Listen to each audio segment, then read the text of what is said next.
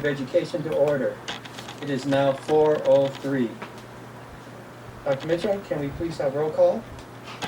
Yes. Donna Friedman. Here. Carrie Chen. Here.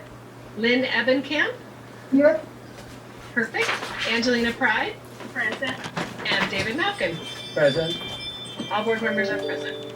Are there any changes or items to be pulled from the agenda? None from staff. Okay, can I have a motion to adopt the agenda of the regular board meeting of Monday, June 29th, 2020? I'll make a motion. Okay, Ms. Friedman made the motion, Ms. Pride made the Angelina second. made the motion, I second it. Okay, the other way around. Okay, any discussion? Okay, we'll take a roll call on the vote. Ms. Friedman? Aye. Mr. Chen? Aye. Ms. Ebenkamp? Yes. Ms. Pride? Aye. And aye for me. Motion carries unanimously. Dr. Mitchell, are there any comments on closed session items? I believe that there is one. Is that correct? Yes, there is one. It's from Mr. Roy Humphreys. It's about the topic employee contract negotiations. Okay, let me just read this one statement and then we'll have Mr. Humphreys speak. The public is welcome to provide comment to the board. Remarks are limited to 3 minutes unless extended or limited by vote of the board. A maximum of 20 minutes unless extended by the board is allocated for each subject discussed. The Brown Act open meeting regulations under which the board must operate do not allow the board members to comment on non-agenda items or information you may bring up that are not on the agenda. Additionally, no action can be taken. However, the board may give direction to staff following your comment. Mr. Humphreys, are you there? Can you hear me? Can you hear me? Yes, we can. Okay, that's good. I had to unmute myself. Okay, we'll make this quick and sweet here. Item 2C, the one-year contract extension for the superintendent has, which has a 3-year remaining on it. The contract is the extension is ludicrous and an affront to every constituent enrolled and unified. The superintendent has demonstrated that she has not mastered the definition of the word immediately, to the detriment of all of the voting public of this district.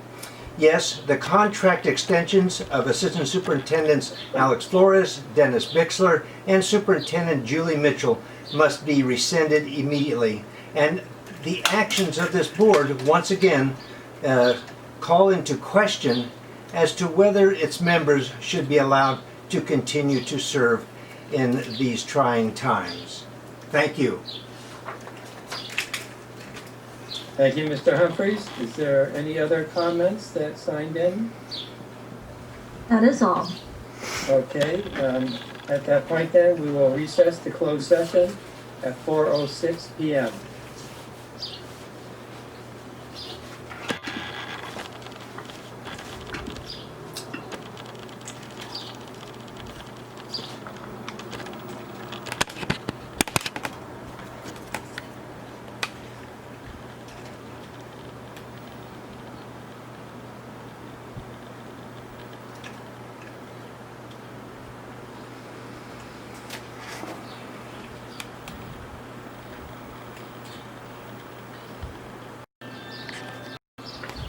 Double checking.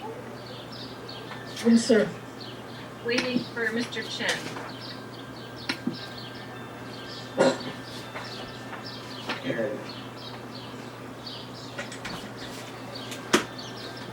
This computer sounds much better. Yes. Oh, Lynn is a lot better now. Since all board members are present, we are ready to resume. Okay, good evening. We have returned to open session at 6:01 p.m. I will lead everybody in the flag salute. Please stand. Place your right hand over your heart and follow me. I pledge allegiance to the flag of the United States of America and to the republic for which it stands, one nation, under God, indivisible, with liberty and justice for all.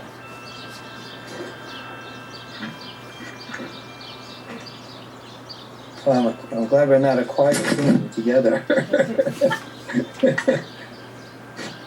Okay, there is one report that I have from closed session, which I'll read. On a motion by Ms. Friedman and seconded by Ms. Pride, the Board of Education approved the appointment of Esther Villegas Garcia as an elementary principal assigned to Northern Elementary School. The board welcomes Ms. Garcia to the Roland team.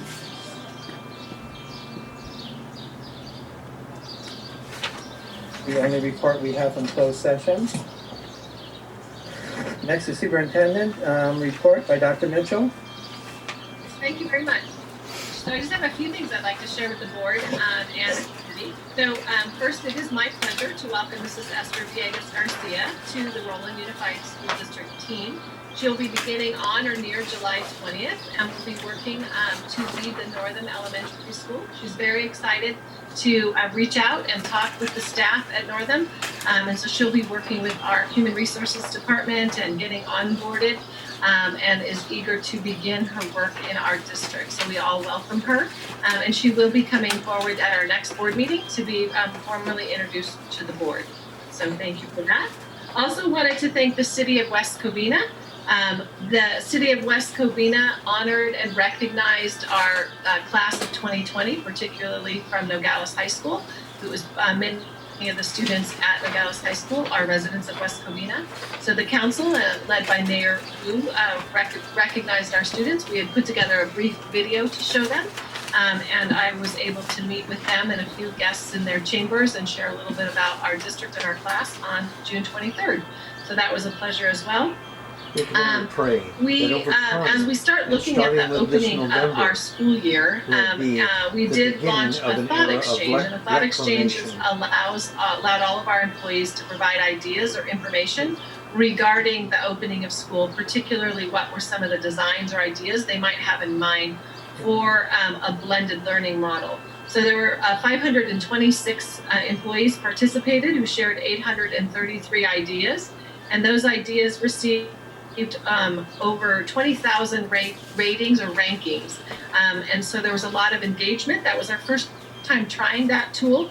So we, with it being our first time, we learned some ways in which we could use it to be a little bit more effective. But it was a great way to engage our employees and to be able to receive some real-time feedback. Also wanted to share summer school is off and running and has been. We have approximately 4,000 students that are participating in summer learning this summer, both at the elementary and at the secondary levels. So there's a tremendous group of students. Some students are participating in academic subjects. Some are participating in interventions, some debate, engineering, electives such as photography.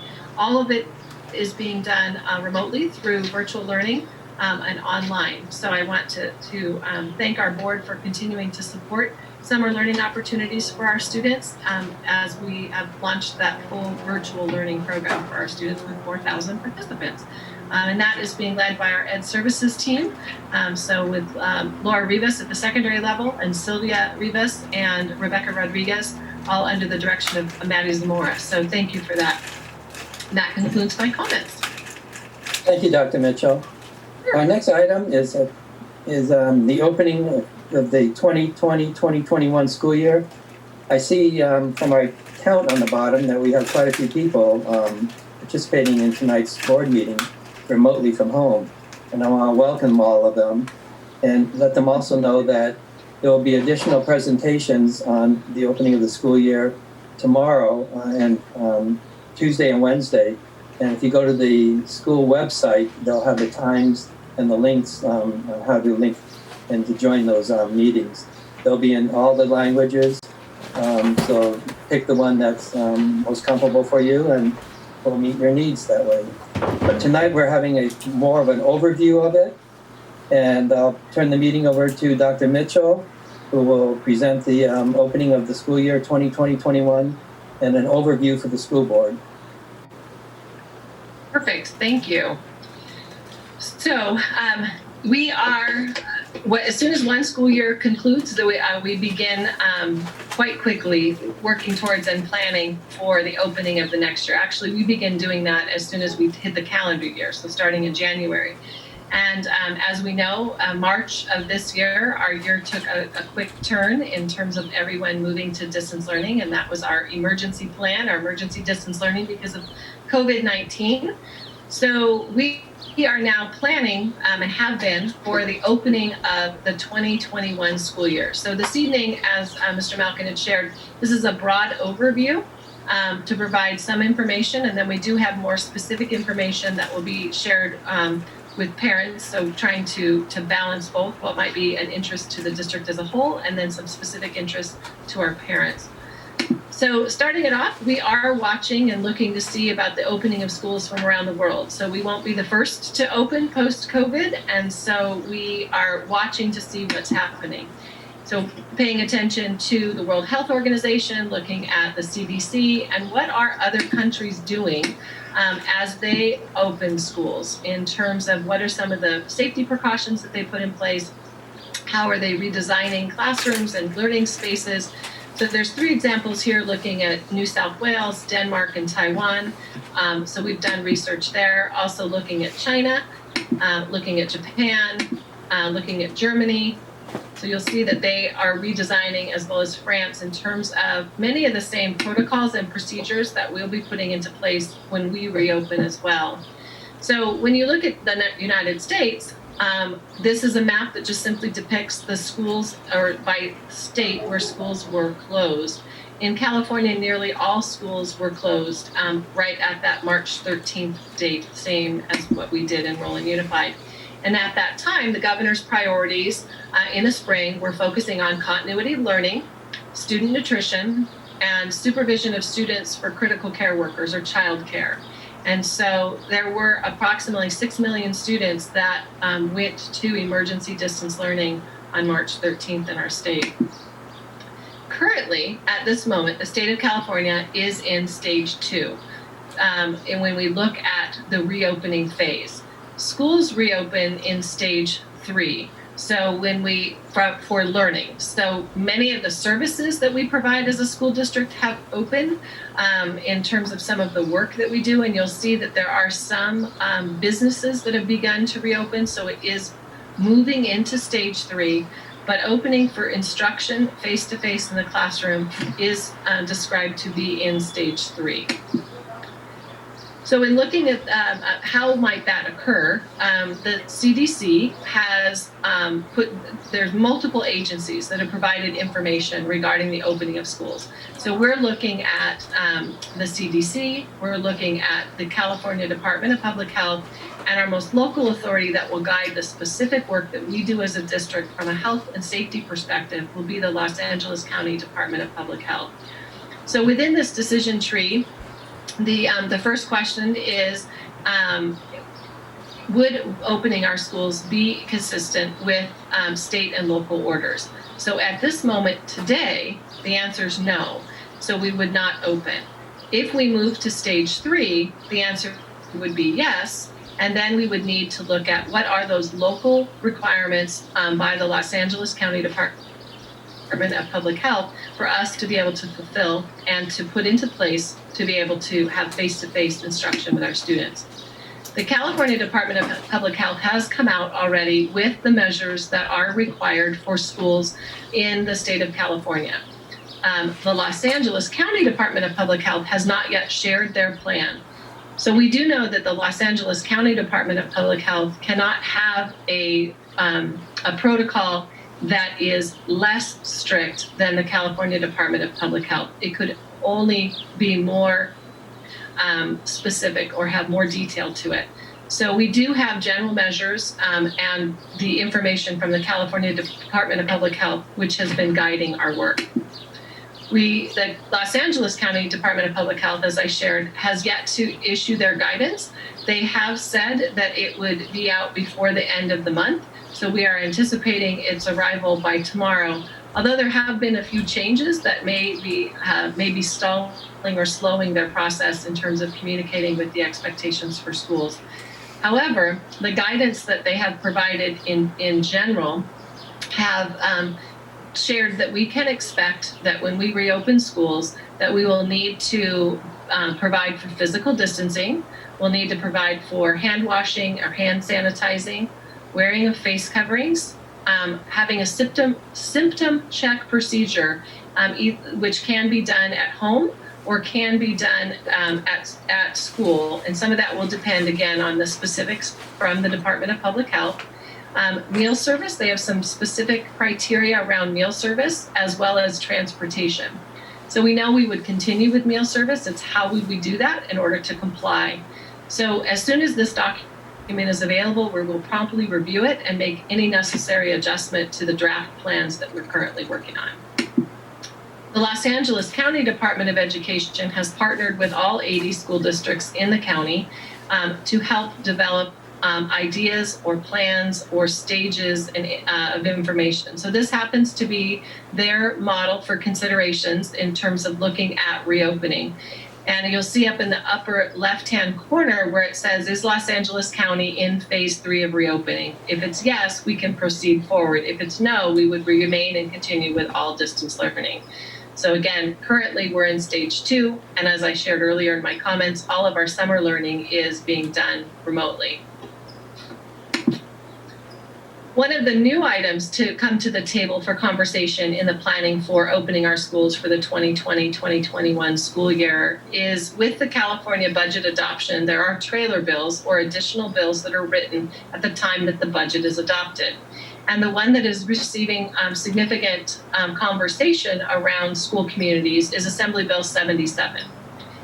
With the adoption of the California state budget for the 2021 school year, which funds our schools, it is very clear in Assembly Bill 77 that it requires schools open the 2020 school year with in-person, face-to-face instruction with students in our classrooms to the greatest extent possible when practicing physical distancing.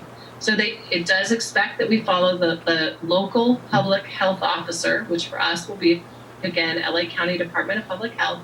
However, there is an expectation that all school districts plan for face-to-face in-person instruction to the greatest extent possible.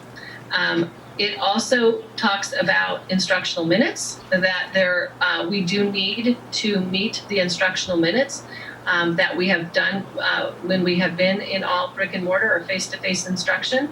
However, it can be done in a blend because we know with physical distancing, not all students can be in the classroom for the full time.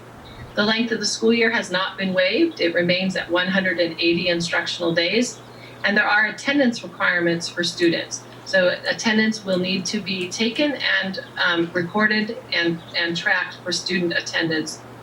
There is, if there were to be a change in the instructional program, for instance, to move to all distance learning or to all in-person instruction, it would be mandated or required by the public health officer. So the concern in the adoption of Assembly Bill 77 was the legislature wanted to make sure that school districts were planning for and prepared to offer as much in-person, face-to-face instruction with students as possible. Therefore, they have in this bill that no local school district can move to all distance learning unless it is mandated or required by the public health officer. So we would take direction from the public health officer if there was a need for us to be in an all distance learning district-wide or even for a single individual school to go to all distance learning. So as we look in terms of where we've been, so as a district, as we know, on March 13th, the board, you came together and on that day had an emergency board meeting and we called for the dismissal of students on March 13th.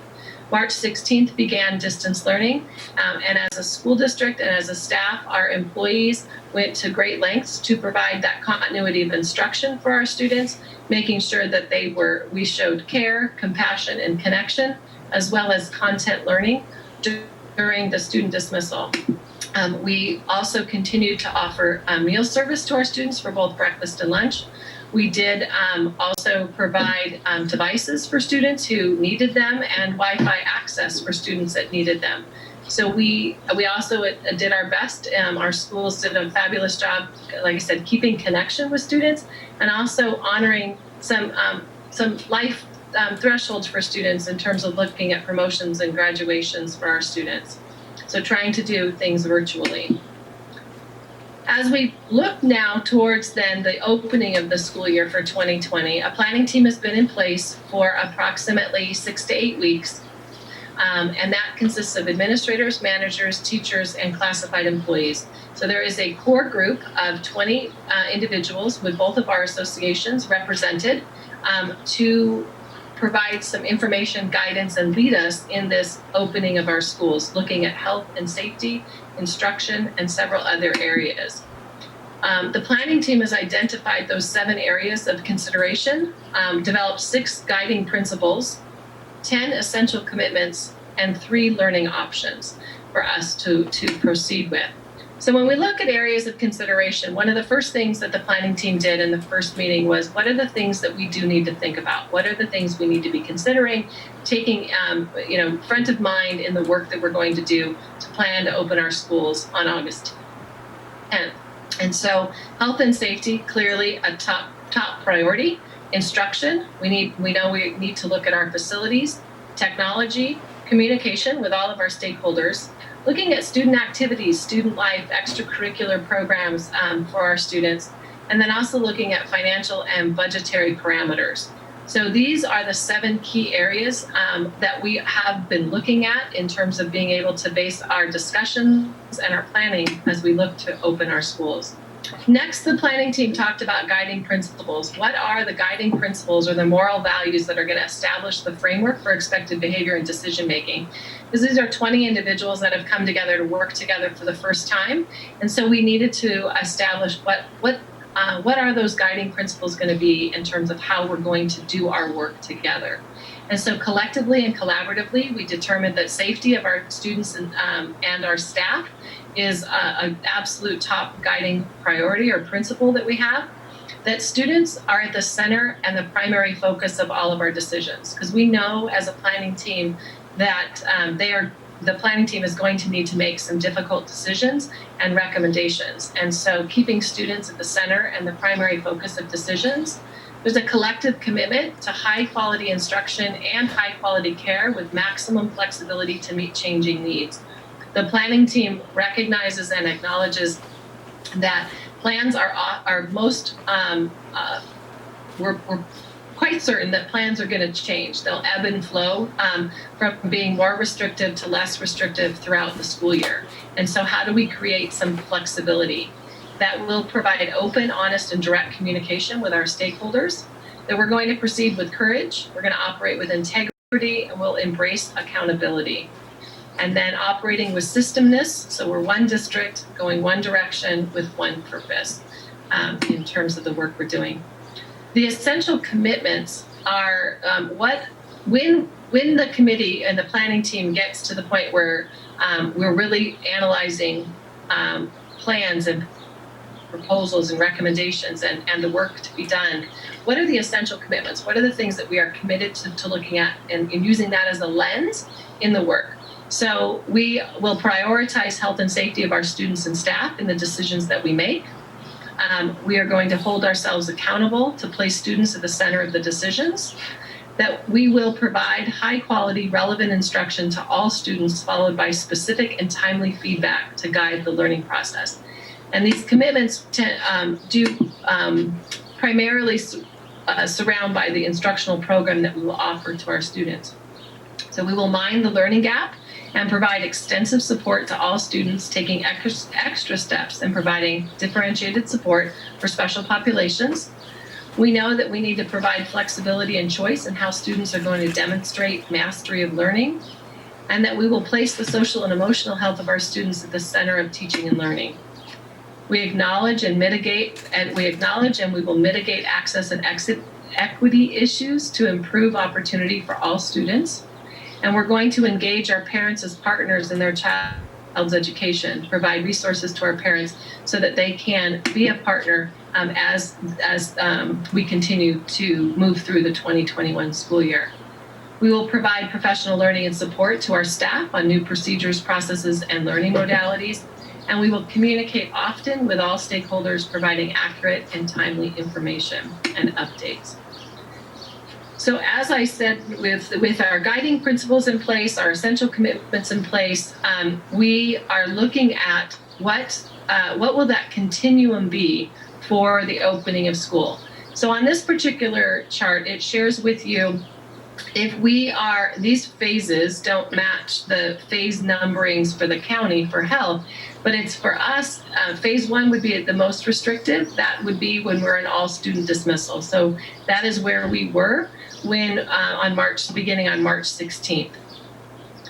Phase 2 would be the opening of our schools and the ability to provide some face-to-face instruction for our students, and looking at 3 learning plans or learning models for phase 2. So looking at a blended learning approach, a virtual classroom, or independent study.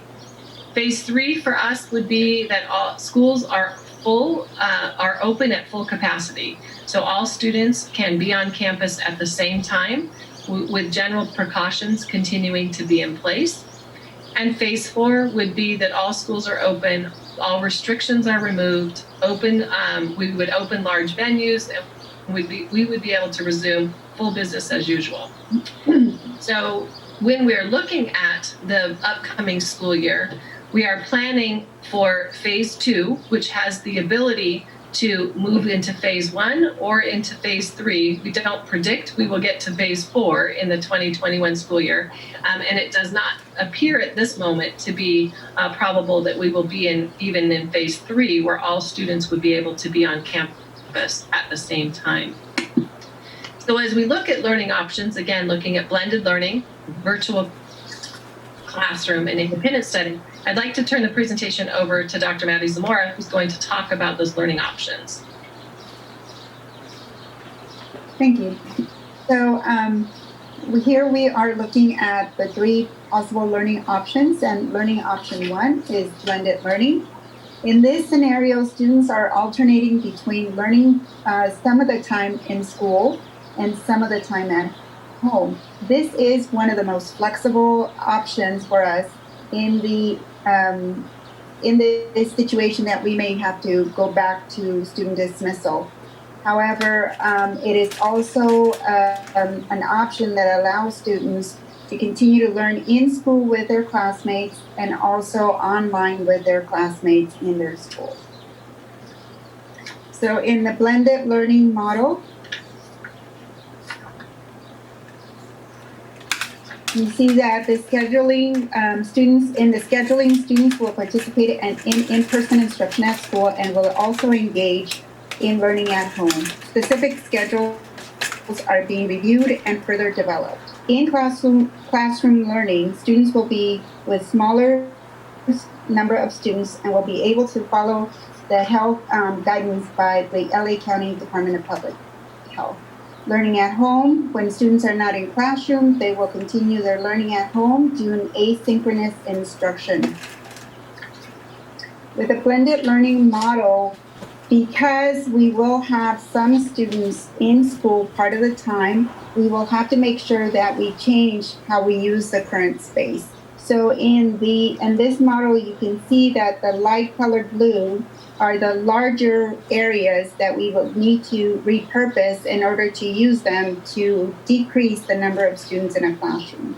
You also see that we have a designated area for health screenings, as well as designated areas for outdoor instruction. Again, making sure that we are following social distancing and making it work for all our students. We will also be removing furniture to maximize classroom capacity. The next slide. So this is an example of a possible schedule.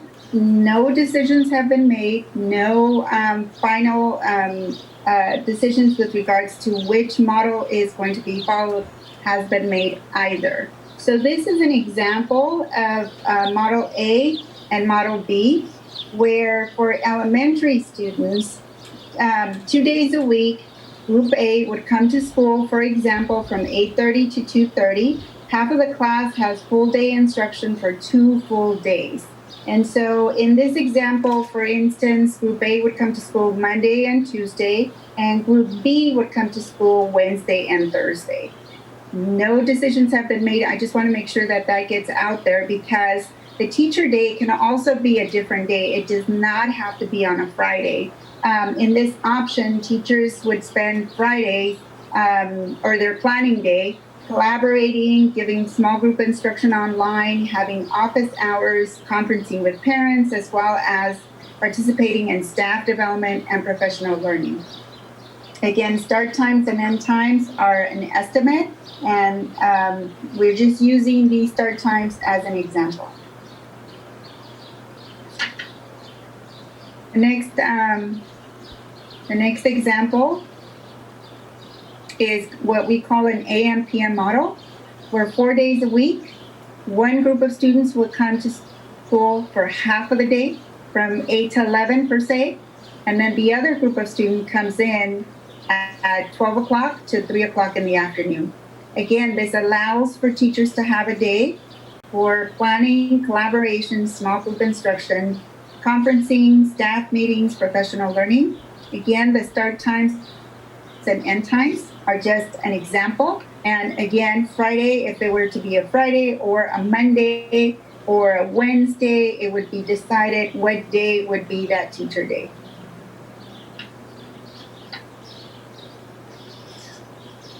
For secondary, we have this is an example of a schedule called A and B model. Again, 2 days a week. Group A comes to school and has period 1 through 3 on day 1 and periods 4 through 6 on day 2, from 7:30 in the morning to 1 o'clock in the afternoon. Half of the students assigned in each period have a longer class periods so that they can have more instruction on that specific schedule, on that specific period. And again, Group B would come on 2 different days following the same protocol. And teachers, again, would have 1 day to have small group instruction, give students feedback, plan, collaborate, conference with parents, office hours. So that is the A and D model for secondary. The next model is what we're calling 2-day rotation compressed model. So in this model, again, students would be divided into 2 groups.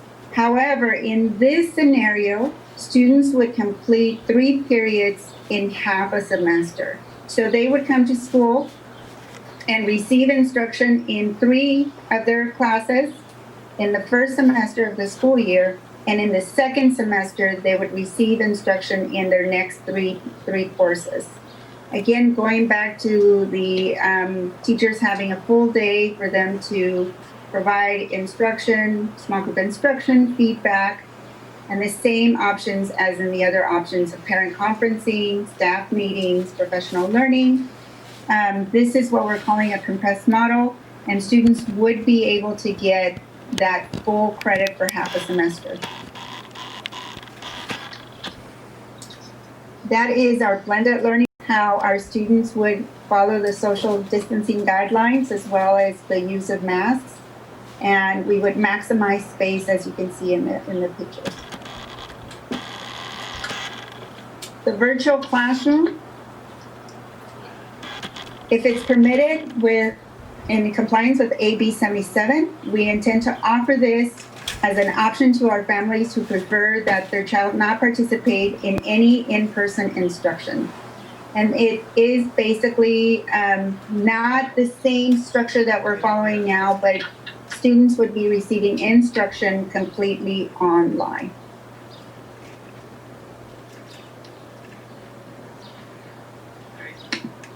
So there would be no in-person interaction. Students would not participate in any in-person instruction. Expectations would be that students are enrolled in virtual classrooms. They will need to have a device and regular access to Wi-Fi. The district will be able to provide devices to all participating students and Wi-Fi hotspots to most families in need. Learning platforms, again, we would use the platforms that our teachers are knowledgeable in and have been practicing on and using: Google Classroom, Seesaw, and Zoom, among other online learning tools. Here is the schedule of a virtual classroom. Again, no decisions have been made. Nothing has been solidified with regards to the structure of the day in this option. But again, the schedule will closely mirror a traditional school day and will require students to engage in daily live instruction through technology with a full class, small group, and individual as determined by the teacher. Students are required to be in a setting that allows for learning, free from any distractions. And also and be dressed and ready to go online and be in attendance, as we are required to take attendance for virtual classrooms. Again, the start times and end times are estimates. Our third option is independent study. In independent study, students independent study will be discussed and reviewed on an individual basis. For families who need this type of option, with this option, there is very limited student-teacher interaction and no interaction at all with their peers. There would be assigned classes and times for students to check in with a teacher, and also they will require to complete their entire workload at home. So again, no student interaction during the day with their peers. They may have limited interaction with a teacher several times a week. By ed code, they have to have at least one interaction a week with a teacher, and that would happen online. And the expectation would be that students complete their work at home, and that they're also are checking in and being assessed by the teacher that is supporting their work at home. And the learning platforms would be the same online learning platforms that we are using currently on online learning. Thank you, Dr. Zamora. At this point, I would like to turn the presentation over to Alex Flores, who is going to share some information on general district operations.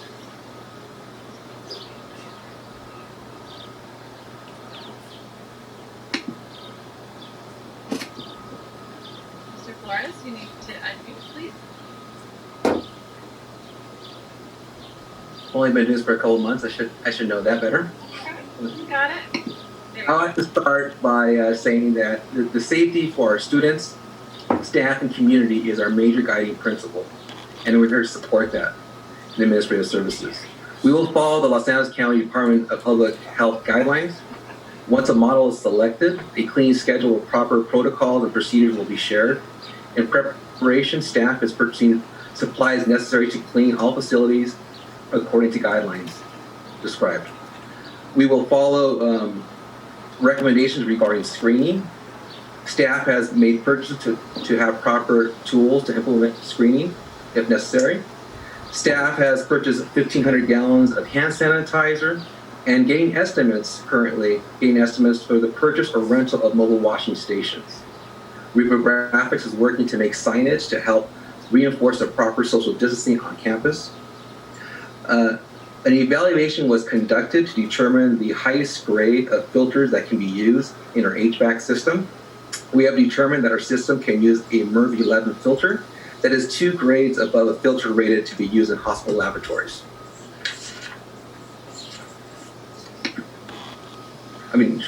Nutrition Service has been an outstanding partner to our community these recent months, providing the much needed meals to our families in a safe way for our families and our staff. We will continue to provide breakfast, lunch when we reopen schools. Depending upon the model selected, a specific distribution of meals will be developed. We anticipate a grab-and-go service model will be implemented to serve meals. These meals we provide at multiple locations on site to reduce the number of students in our area. And for our remote learners, they will be provided in a remote location. Student transportation in our buses will adhere to proper social distancing.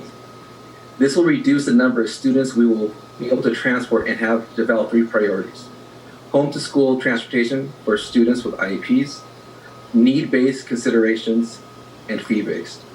Transportation will work to adjust schedules to provide the maximum number of students to have bus service.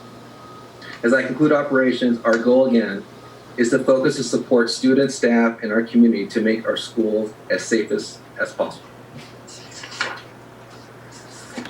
Flores. Mr. Bixler, can you please share some human resources items? Absolutely, happy to. So in terms of human resources, all the humans in our district, all employees in our district are here to support the instructional program for students. And with that in mind, our goal is to meet the needs of the programs offered to students so that we can improve their academic abilities and enhance their futures. We're working with our employee associations, both CSEA and ARE, in order to look at the impacts and effects related to COVID and the workplace. We're beginning to survey our staff in terms of their ability to return to work on a normal schedule, if that so allows, and looking to see those situations where employees may need to be accommodated in the event that they have some sort of underlying condition or other restriction where we need to look at accommodations. We're developing a COVID response team, which will be made up of both certificated and classified employees, so that we can help the employees and their supervisors in the event that an employee either has been or believes that they've been exposed to the coronavirus. We want to assist employees in understanding the protocols and things that we have in place to ensure their safety as well as the safety of students and all of our staff. Because human beings in our district are here to support the instructional program for students. Perfect, thank you. So as we proceed and we look at communication, we know that our communications with our employees, with our families, in our community is very important, and that is one of the commitments that our planning team has made. I would like to thank the planning team for the work that you have already contributed, as well as what you will continue to contribute as we work to develop the finalizing plans for the opening of school. I'd also like to thank the additional team of teachers and classified employees who have come in addition to the planning team to work with us on a regular basis on our ideas. And then we also have had parent meetings and student meetings, as well as a much broader teacher meeting to share some of the learning models and the 3 ideas, particularly with a focus on blended learning, to get additional feedback and to share information.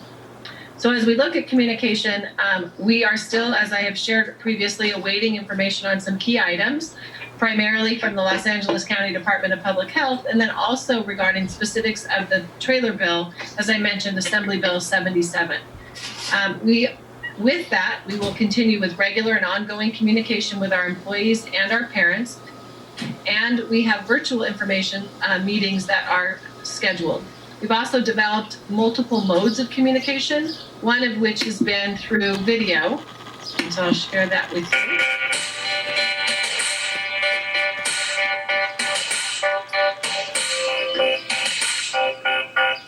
Hello, Roland Unified families. I'm Dr. Julie Mitchell, your Superintendent of Schools, sharing with you important information about the upcoming school year.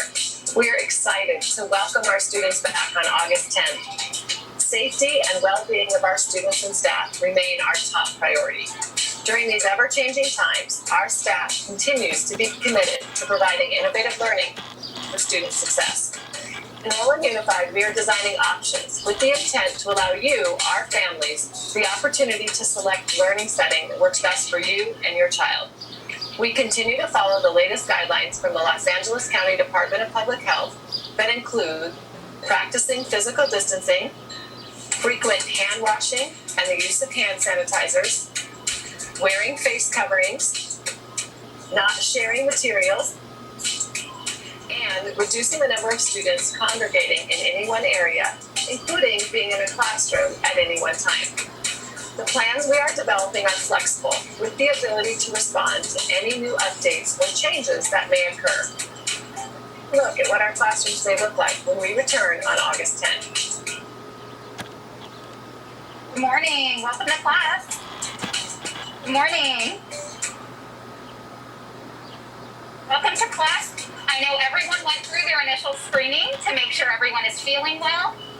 Go ahead and take a seat. Can't wait to hear about your summers. Thank you for putting your backpacks on your seats. So it looks like you guys are ready to go.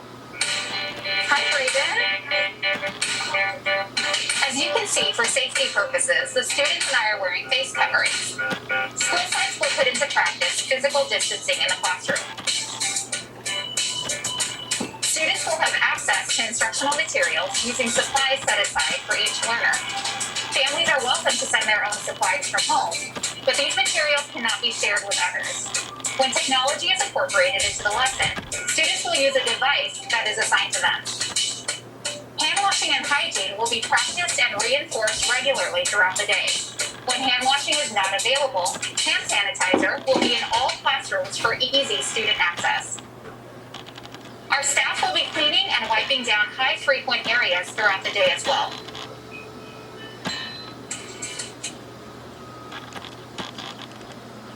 Possible, doors and windows will be open to allow for increased ventilation. Students will participate in classroom breaks or recess for games, where shared equipment will not be used. Additional information about our plans for the upcoming school year, including learning options, will be shared at virtual parent meetings held on Tuesday, June 30th and Wednesday, July 1st. These sessions will further describe the choices that parents can select for their child.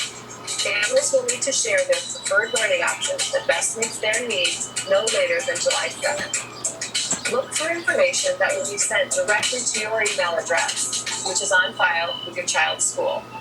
We know you may have further questions, so please call our parent hotline or visit our district website for more information. Thank you for your continued support. We are all in this together, and we are truly looking forward to seeing our students when school starts on August 10th.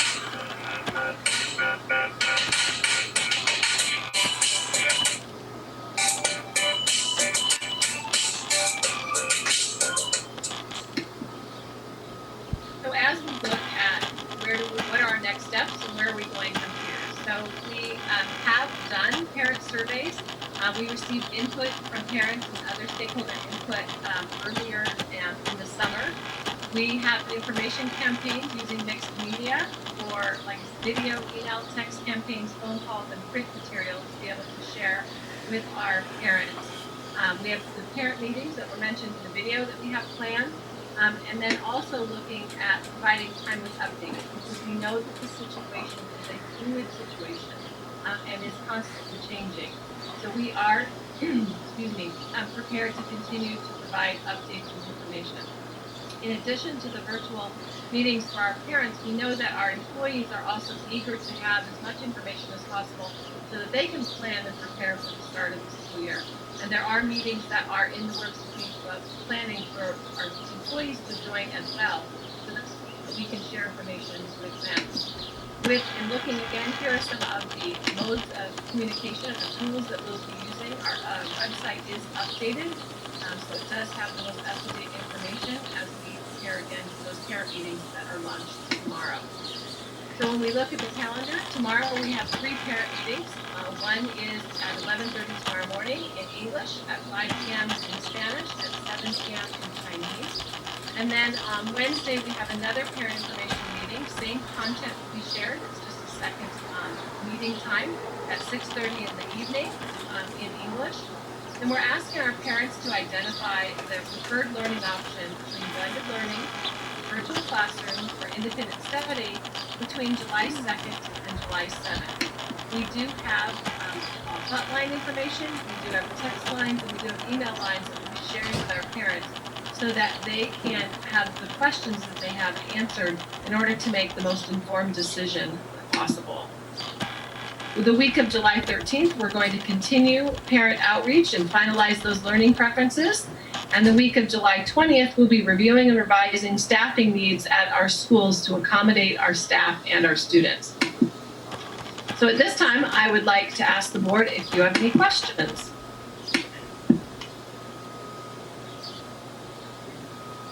I see Angelina. Donna?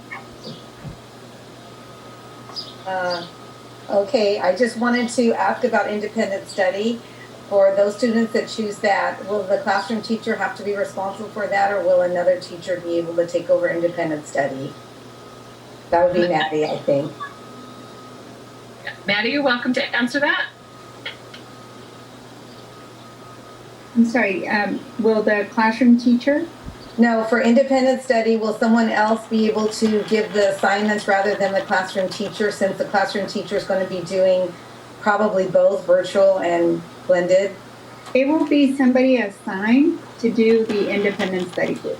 So depending on the number of students and also depending on the grade levels that we get, and also depending on the staff that we have returning, that it won't be the regular classroom teacher doing blended and virtual.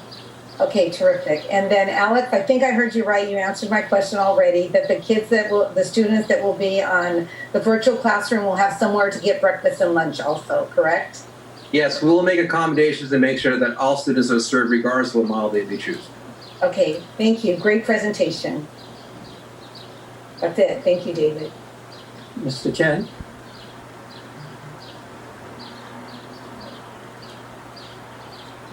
Yes, Ms. Pride, why don't you go? Sorry. Since parents, you open, the school opened and the business opens, so the parents need to work, and if some kids are going to stay home, and how about those daycare facilities, like options? Are they going to be available? So what are they doing to them? So we are working with options and having conversations with options. The challenge that we have is space. So when we look at the model that we have, the options often uses our classrooms, as well as using our large areas, our multi-purpose rooms. And we will be using that during the school hours. And so there will be a challenge for childcare. And we recognize there'll be a challenge for childcare. We have reached out to our faith-based organizations and reached out to our elected officials to see, is there a way, and other community organizations, to see how can we provide services to our students in looking at the childcare needs that they have. So when we we don't have an answer to the ability for childcare for all of the hours where it may be needed, because we do recognize and understand that families are going to need to work, and school has provided childcare opportunities and services both through the time during instruction as well as when options was there. So options will still be available. The challenge that we have is space.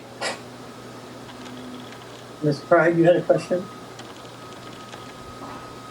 I do.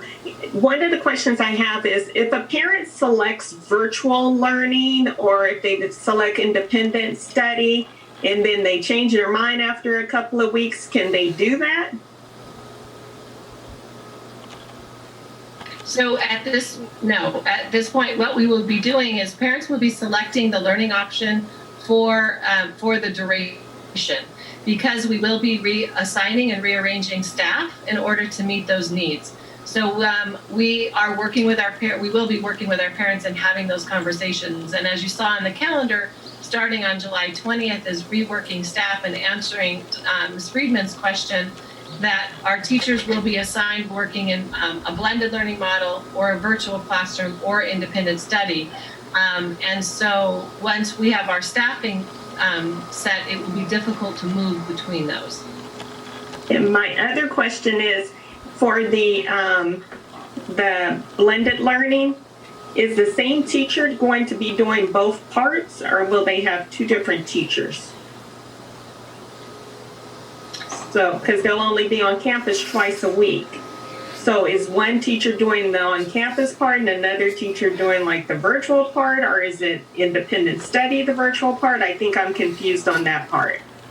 So in the blended model, it would be one teacher assigned to a cohort, one group of students, and those students would be working with that teacher with live in-person in-classroom instruction, and then they would have asynchronous independent work that they would be doing. So the virtual learning in the blended model would not be done live because the students would be delivering instruction live in a classroom to students.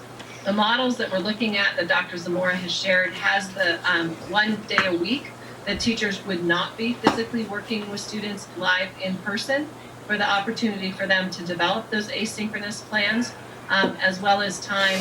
In some of the schedules, they were part days, and so there were time in the afternoon for small group instruction, intervention, as well as lesson planning. So we Then go ahead. Oh, sorry. I didn't mean to cut you off.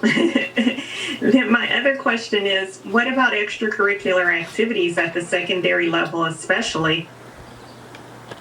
So at this particular moment, extracurricular activities have not been approved and are at this point not, the conversations that I've had with the Los Angeles County Department of Public Health have extracurricular activities, particularly those that are done in large groups, on the back burner and not yet able to participate. So their primary focus is on instruction as per AB 77 and making sure that instructional model is there.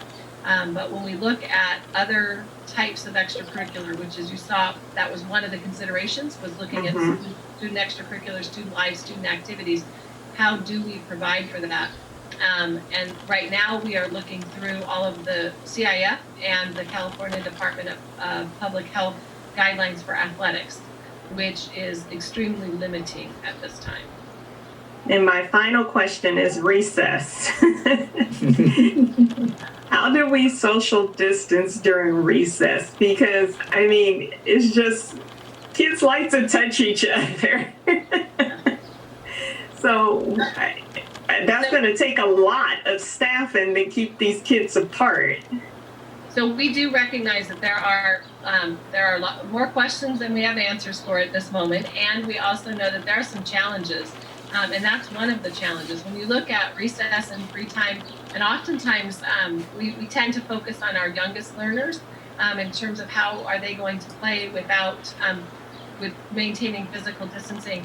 But our high school teachers will say that, you know, passing period and time with our high school students will be equally challenging with physical distancing. So in looking at recess, we know that students will not be able to have shared materials, so there won't be the balls out for them to play with, tetherball and 4-square and 2-square and some of those things, as well as the playground equipment. So we brainstormed in terms of what are some of the things that our students can be doing. But we've also looked at how do we make for some of those accommodations perhaps in the learning model that we're providing. And so we know students need to be outdoors and students need to have a break. But I don't have a perfect answer for that one, Ms. Pride, in terms of how that will occur. There will be a lot of conversations with parents and recognizing that we will be making these requests of students. But there are I think there needs to be some recognition that there won't be the ability for us to have that 6-foot radius and constantly and continuously monitoring that for every single student during all open time. We can arrange our classrooms, we can make all the precautionary steps that we have shared and talked about, but there still will be challenges. Thank you. You're welcome. Ms. Bixler? Mute. Are you unmuted? Mute. We can't hear you. I was muted, Yeah. sorry. For the schools that have Chinese after-school programs, will there be a way that these programs can continue, or do you know? At this moment, the Public Health Department has talked about not having any outside entities using our facilities, and also looking at not having significant limitations to visitors that come to campus as well. So that's part of that parent presentation. We do know that the after-school programs, you mentioned the Chinese school, we have other after-school programs that are on our campuses that do provide childcare. the challenge there too is still going to be space, because when the classrooms are vacated by students, our staff will need to be cleaning those classrooms and using the Clorox 360 machine and sanitizing that classroom in anticipation for the next class coming in. So I can say that the number of visitors to our campus and the use by others for outside individuals who provide us fabulous service to our students and to our schools will be significantly limited. Mr. Chen? What about the labs, like the chemistry labs, the biology labs in high school? How are you going to schedule them according to the periods that some students may miss the lab?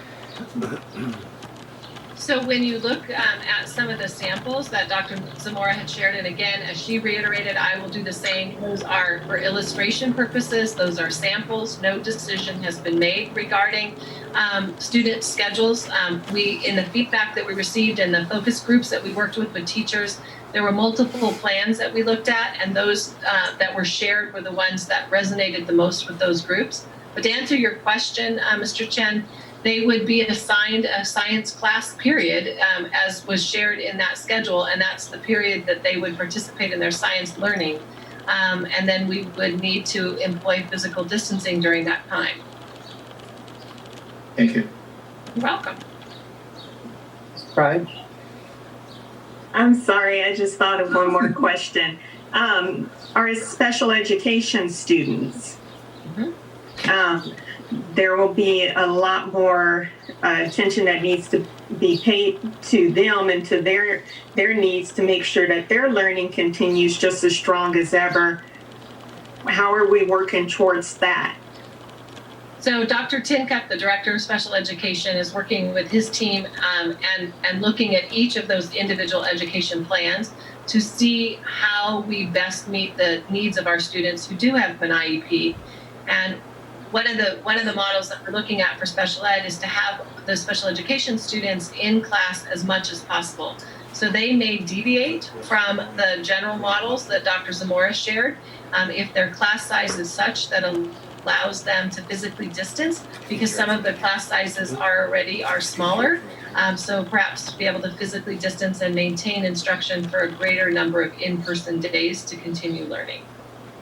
So again, all of those are still in discussion, and they are being looked at individually. Any other questions? Mr. Chen? A temporary check. Are we going to check the kids at the entrance, or for the kids boarding school bus? Are we going to check them before boarding the bus? So how do we do it? So we're waiting for the Los Angeles County Department of Public Health to provide that guidance to us, and we will follow the guidance that they provide to us. Okay. Any other questions? Okay, I noticed on the count on the bottom that some people arrived midway through the presentation.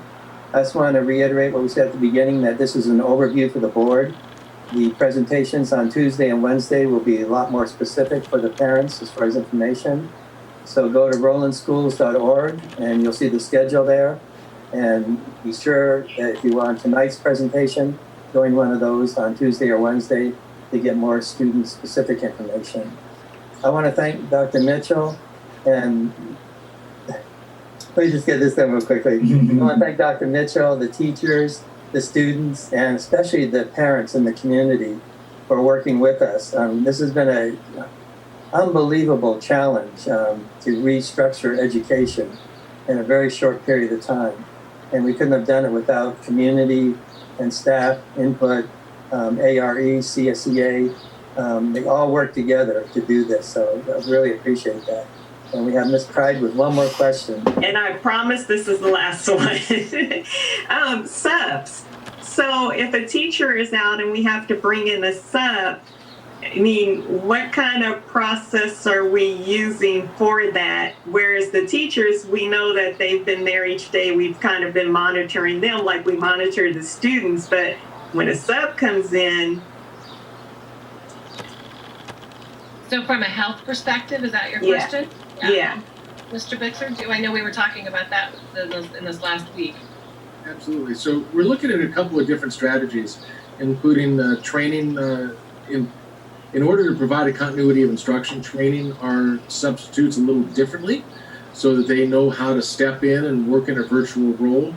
We've talked a little bit about the expansion of some of our staff stepping into some of those roles who are maybe more comfortable in some of those roles. It is an area that is going to be a bit of a challenge, but we are going to confidently handle that. We do have a number of substitutes who have been with the district for a number of years and they've got great relationships with our teachers, and we're happy for that.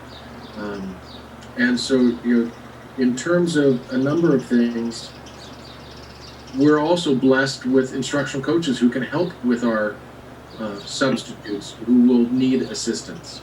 So there's a number of resources we've got. We've got a deep ed services bench to train.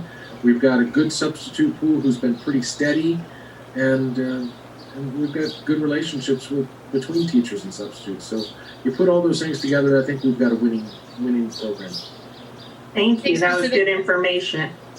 And from a health perspective, because that was you had asked in terms of checking and working with them from a health perspective, is they would have a symptoms check as well. In terms of there's three key questions that you ask, and they would follow that same protocol. Yes, absolutely. Any more final questions? I just want to say thank you again to allowing for us to have the presentation and share information. There are a number of employees and community members that are listening to as you had mentioned, Mr. Malkin. And again, what we've shared tonight is the beginning part of our thinking. We know that there's deeper work that still needs to be done as we anticipate the welcoming of our students on August 10th. We're anxiously awaiting the information from AB 77 as well as the Los Angeles County Department of Public Health, which we will follow both of those, and continue to be eager to work with our employees, with ARE and with CSEA as we plan for the reopening. Thank you. Okay, thank you very much, Dr. Mitchell. With that, we'll move on to the next item on the agenda, which is public comments. Dr. Mitchell, do we have any public comments this evening? Yes, we do. Okay, well, let me just read this one little brief statement, then we'll get into the public comments. The public is welcome to provide comment to the board. Remarks are limited to 3 minutes unless extended or limited by vote of the board. A maximum of 20 minutes unless extended by the board is allocated for each subject discussed. The Brown Act open meeting regulations under which the board must operate do not allow board members to comment on non-agenda items or information you may bring up that are not on the agenda. Additionally, no action can be taken. However, the board may be given direction to staff following a comment. So, Ms. Ward, you want to call the next first speaker? Yes, thank you. Can our first speaker is Mr. Roy Humphreys. Okay, I just unmuted myself. Can you hear me? Yes, we can. Yes, you can. Okay, here's great then. Nice to see you once again, and thank you for all the good things you do. But in spite of all of that, we continue to find that the content of your individual and collective character wanting.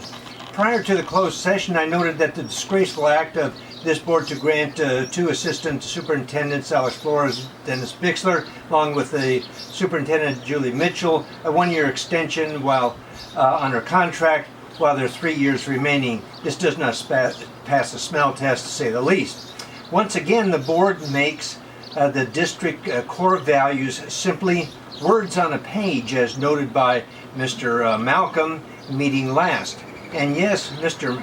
Malcolm, transparency is just a buzzword according to him.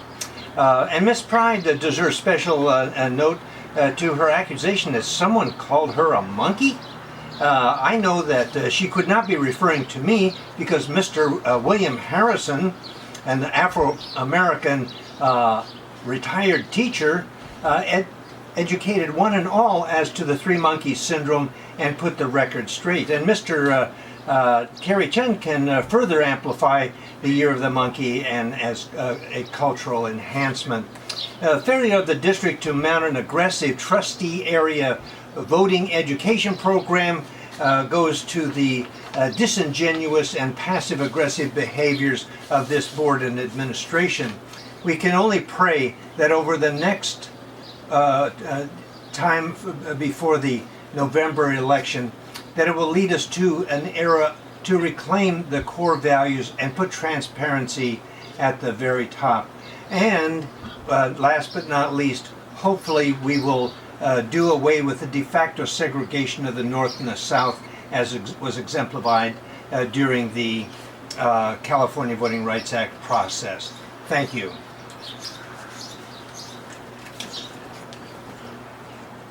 Well, thank you, Mr. Humphreys. Ms. Ward?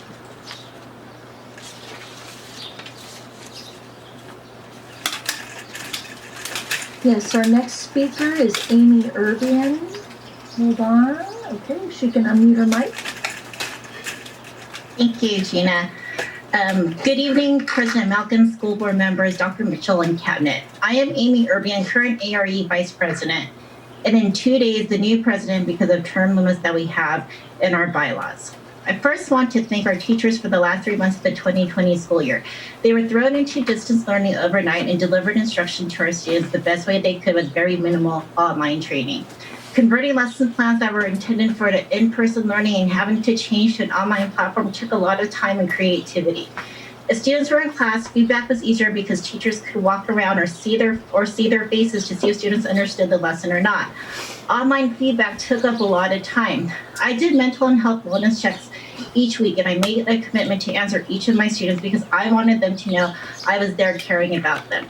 That meant 144 responses each week, and that wasn't even for the gov or econ work I had assigned. That would be another set of responses for that work. I also want to thank our parents who tried their best to support their students through distance learning. Though they might have also been working from home, might have been laid off from their own job, or they were essential workers. I commend all of you for whatever your situation was, and thank you for the work and support you gave your students in these challenging times. For the past month, I have served as the ARE representative on the task force to reopen our schools. Our association is committed to the safety of not just our teachers, but our students, our CSEA brothers and sisters in this community. We understand students in the community want schools to reopen, but it should not be at the expense of the health and safety of all. If you wish to open these doors in August, the guidelines that are recommended by the County of Public Health must be followed. On the instructional side, teachers need more training and also better technology. With the component of virtual learning happening even in the hybrid, a document camera for home use would be helpful. Students need to have their own devices for each child in the household. Also, the district might need to reevaluate the hotspots that were distributed to some of our families. Some connections were not able to support the more complex platforms that teachers were using during distance learning. For parents, they need training or an academy so they understand how online platforms work, since many of them have to help their students navigate them. As we begin to really form plans, please make safety the priority for this community. I look forward to working with all of you the next few years and appreciate your commitment to reopening our sites for the 2021 school year. Thank you. Thank you, Ms. Irvin.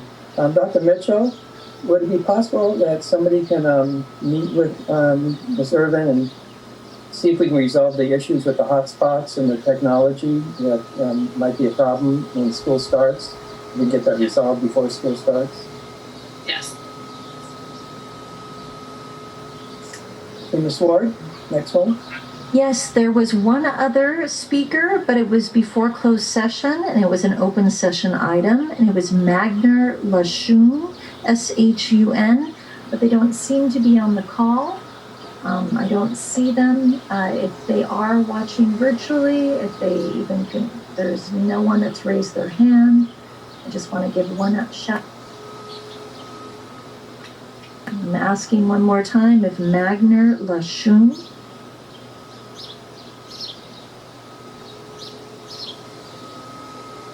Then that was the last one. Okay, thank you. David, can I ask Dr. Mitchell one other question? Sure. Is there a mechanism, Dr. Mitchell, for teachers reporting problems as they go rather than you finding out after the classes are all finished that they had a problem with something? Yes, when there's a challenge or an issue, yes. Okay. So I presume it would be the same. They're still having weekly staff meetings, have the ability to communicate with their principals or their direct supervisors. Okay. And then when we were in distance learning, there was an email. We encouraged employees, asked them to work with their direct supervisors first, but there also was an employee questions email, the generic email that was set up to be able to respond. That's great, thanks. Okay, we'll move on to the next item, which would be discussion items on the agenda.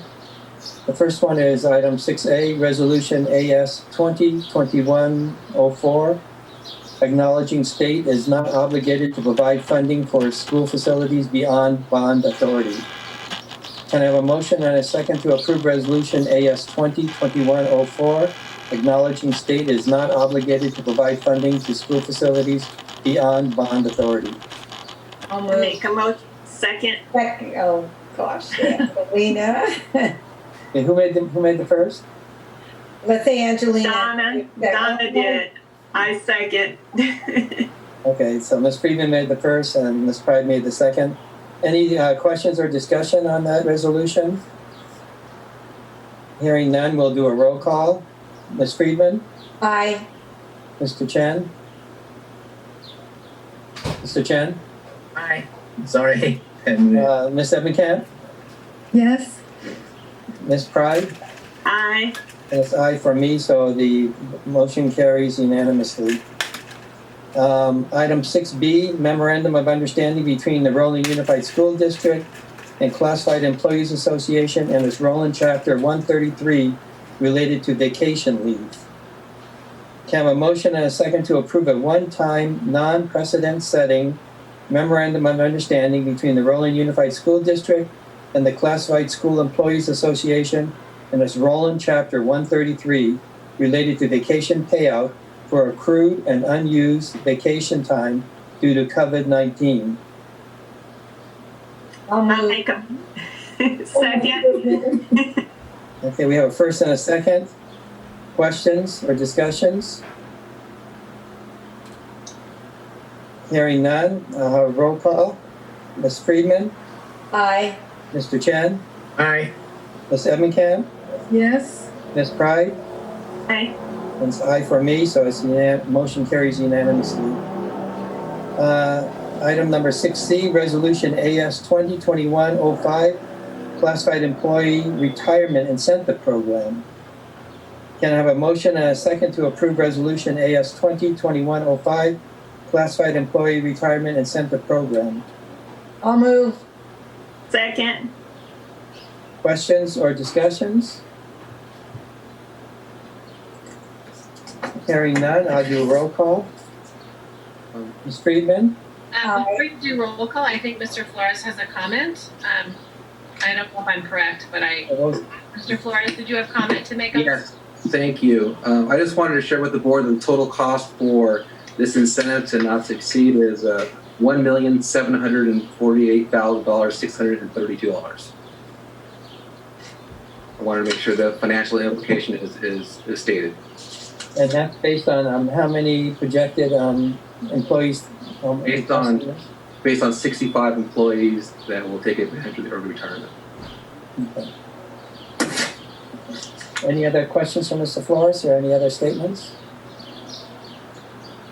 Okay, Ms. Friedman? Aye. Mr. Chen? Aye. Ms. Ebenkamp? yes, Ms. Pride? Aye. That's aye for me, so the motion carries unanimously. Item 6B is Roland Adult Education Courses for 2020-2021 school year. Can I have a motion and a second to approve the Roland Unified School District Adult Education Courses for 2020-2021 school year? I'll move. Second. Don't do it anymore. I hope they got the first and second one, because I didn't.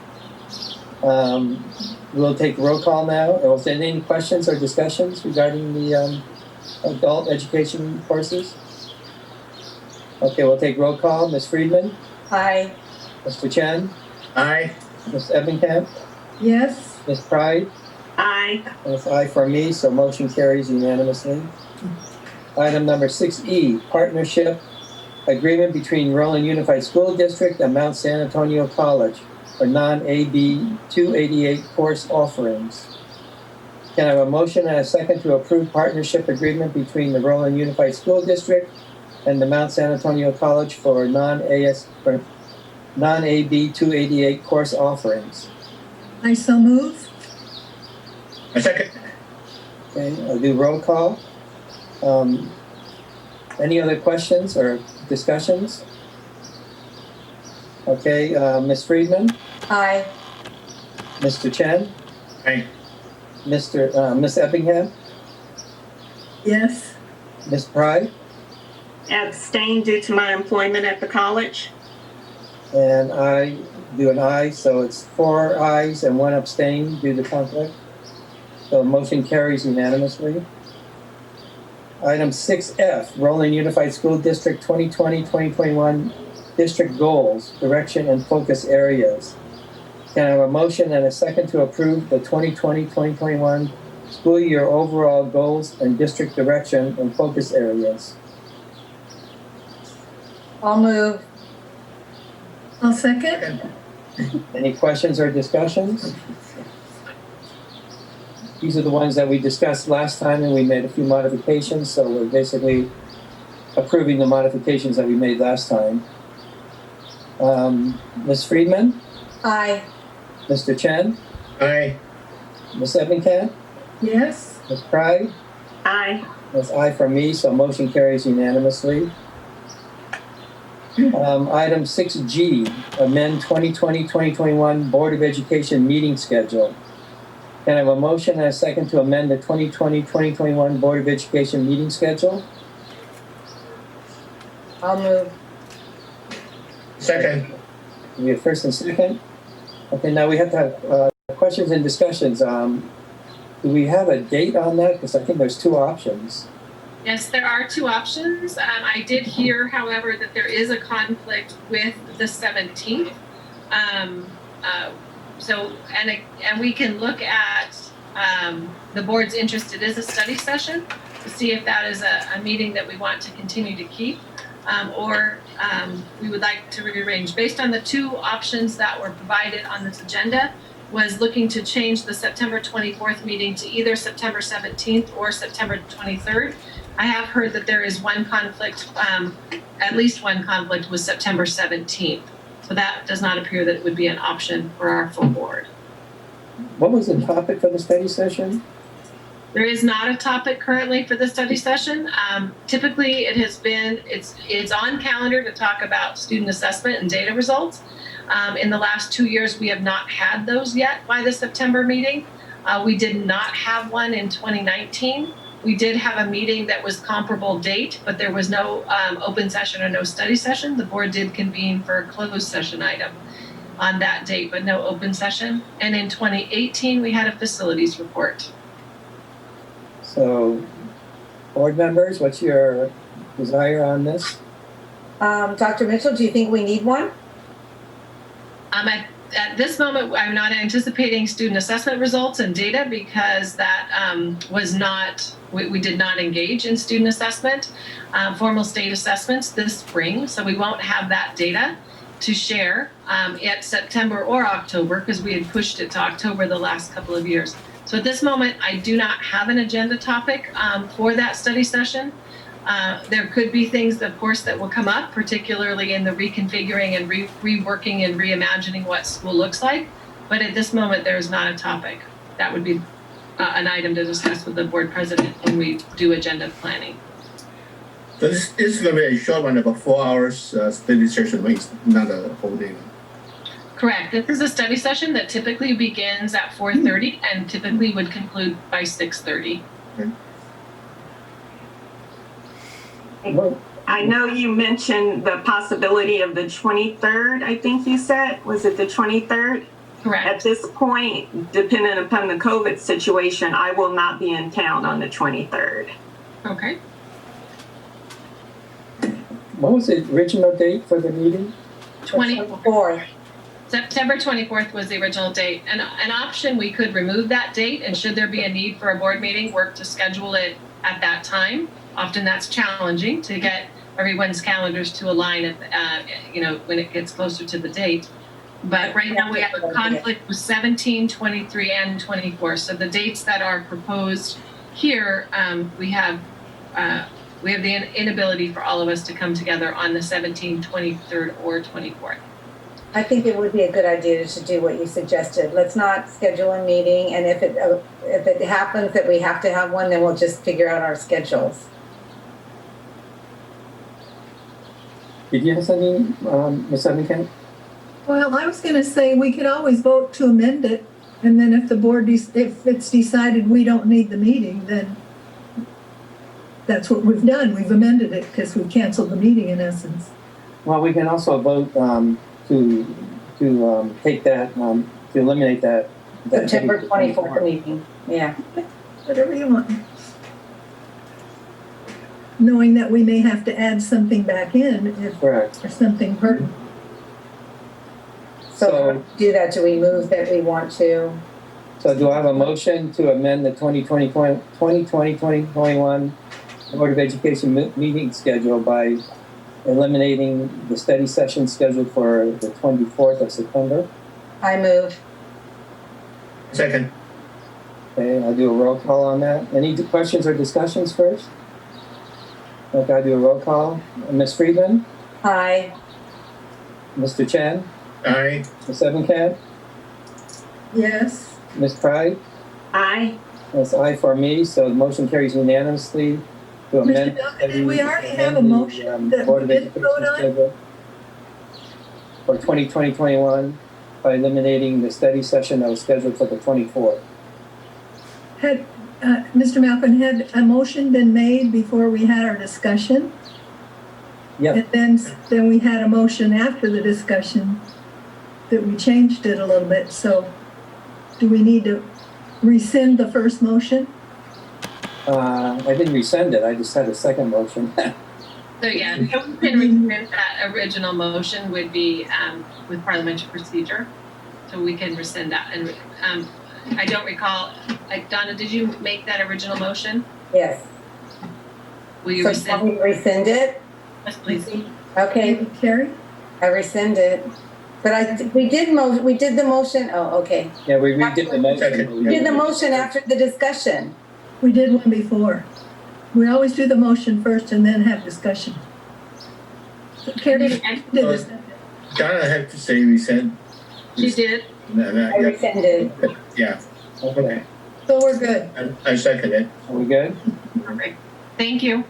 Now I need to move again, right? We didn't move. No, We had a motion after and voted on it. Okay. We're good. Okay. Thank you, Ms. Roberts. We're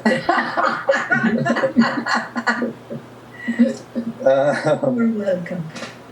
Okay, now we have the consent calendar. Next is the consent calendar. We will approve all of the items in the consent with the exception of any items that were pulled separate or for separate discussion or action, and there's none that were pulled. Can I have a motion to accept the consent calendar? I'll move. I'll second. Okay, we have first and second to accept the consent calendar. Ms. Friedman? Aye. Mr. Chen? Aye. Ms. Evankamp? Yes. Ms. Pride? Aye. That's aye from me, so the consent calendar is approved as presented. We now go to, we don't, one second here. As I go through these pages. Board comments from the board, and we'll start with Don. Ms. Friedman first. Okay, thank you. First, I want to thank the 150 people that participated today. That is wonderful for our Zoom board meeting. And I wanted to say great presentation on the 2020-2021. It was very informative. I want to thank the committee that was part of that because you get questions like, what does the school year look like? And you covered everything. I feel really good that it was covered by every aspect. I want to welcome Esther Garcia, our new principal at Northern, to our Roland family. And I would like to say thank you to everyone that helped in making summer school possible online. Also, thank you for making our campuses look so beautiful and working on them during the pandemic and during the summer. Not to mention cleaning them so our students and staff will be safe when the new school year comes. So many people to thank. Thank you to all Roland employees for all your dedication and hard work. I was on the Kaufman Grants Committee. Usually we have many teachers submit projects, but this year there were only 11. Please, teachers, if you have an idea of a project and need $500 or less, submit your proposal of your project and you have a good chance of getting the money. This year, over $5,000 will be given out to teachers for their projects. Thank you to the Kaufman family for doing this. It is very generous of you and so much appreciated. The adult school graduation was fabulous. It looked like the entire staff was there cheering on the graduates as they drove up in their cap and gowns and heard their name announced on the stage. They received a mask and white gloves. Then more pictures with a huge 2020 in front of a tent. This was very special and very organized. Congratulations to the 17 graduates. I enjoyed saying congratulations to them and hope they know how proud I am of them achieving this accomplishment. Lastly, congratulations to the 65 CSEA members that took advantage of the early retirement incentive. I sincerely hope you have a great, enjoyable, and healthy retirement. Thank you so much for your service to Roland. You are very much appreciated. Have a great Independence Day, everyone. It's my favorite holiday. Okay, Mr. Chen. Yeah, during the pandemic, and we got very strong support from the community. And last week, I got a phone call from the community, and Henry Mel, a gentleman who ran a successful business in Rowland Heights, and donate the district 3,400 masks for children's size for the kids, and donated to the district for us to distribute to the needed family, and plus 2,400 adult size 3-ply masks. So I want to thank him in public, and also I want to thank City of Covina, feature our Nogales High School graduation put on the YouTube, and very thankful to their city councilors and the mayor.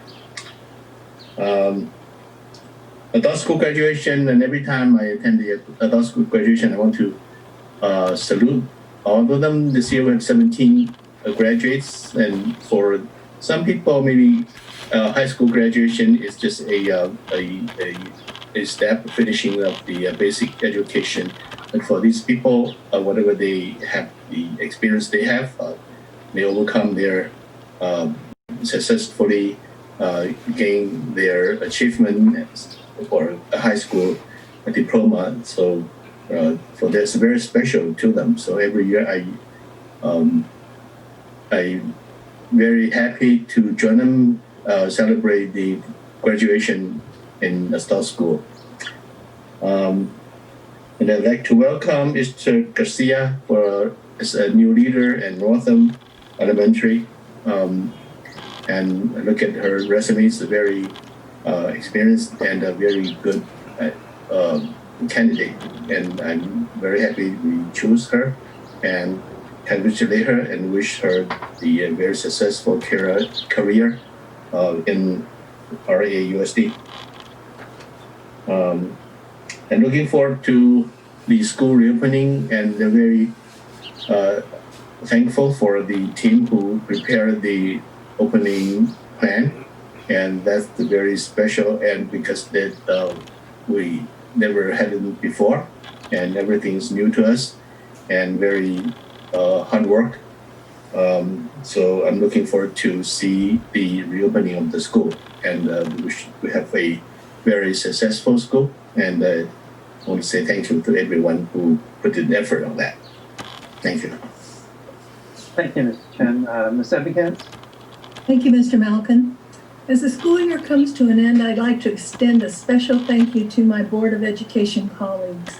Thanks to all of you for working hard, being conscientious, making tough decisions, being honest, and doing what's best for students. Yes, thanks for caring. Thank you for doing your homework and coming to the board meetings prepared. I've seen boards whose members come to meetings as they open up their study packets for the first time. That is not the case with this board. The audience needs to know it's not easy being elected to the Board of Education. We stood up here month after month to conduct business, but this year has been particularly difficult. We've had to listen to the complaints from community and staff, the criticisms to leadership and the district, and to board members. And that's very difficult when you know you're doing the right thing and working so hard. Sometimes once spoken words once out of your mouth cannot be taken back because they will never be forgotten. We've heard a lot of those words sitting on this board throughout the latter part of this year. We know we cannot please everyone, but we're doing our best. What's best for our students. One of the best things this board has brought is leadership and the ability to work together, not always agreeing with each other, but being cordial, sincere, and honest. In my opinion, we've done a lot of really good things over the past few years. So, to my fellow board members, although we don't really get a summer break, I hope you have a great time with your families and enjoy yourselves the best way you can. We're all still hunkered down for the time being. Regardless, let's start the 2020 through 2021 school year off right and make it the best year yet for Roland Unified. Thanks to each of you. That was beautiful. I'm glad I don't have to follow that. Ms. Pride? Thank you. Ms. Eppenkamp, your words really touched my heart, and I appreciate what you said, and thank you likewise for all that you do, not just for the board, but in our community as well. So thank you very much. I want to welcome Ms. Garcia to Roland Unified School District. I look forward to having the opportunity to meet her and at some point visit the school after she's settled in. I want to thank our planning committee, our team. You guys have a very, very tough job, and I wouldn't want it. So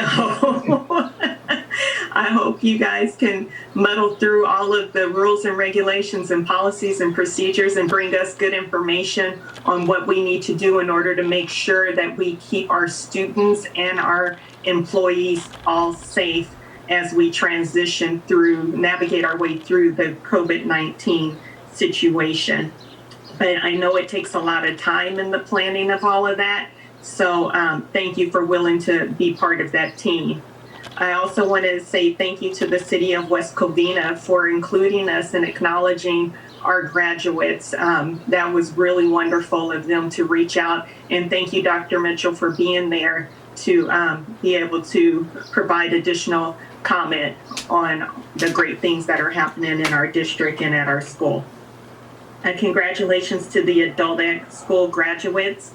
Working in adult ed myself, I know the struggles that these students go through and the ups and downs and the challenges that it takes for them to be able to complete their education.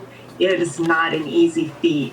And so when they finally do that, it's something that truly has to be celebrated, just as if they walked across that stage in the traditional sense, maybe even a little bit more. So thank you to everyone who worked hard to make sure that their achievement didn't go unacknowledged.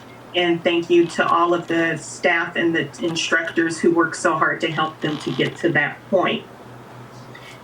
Then finally, I just want to say, working again in education and working with high schools and including our high schools, I kind of know firsthand what it takes to have to move from traditional brick and mortar classroom to online real fast and get it up and going and making sure all of our students are served. And I knew it was difficult for you guys. And after experiencing it myself, I definitely know how difficult it is for you guys.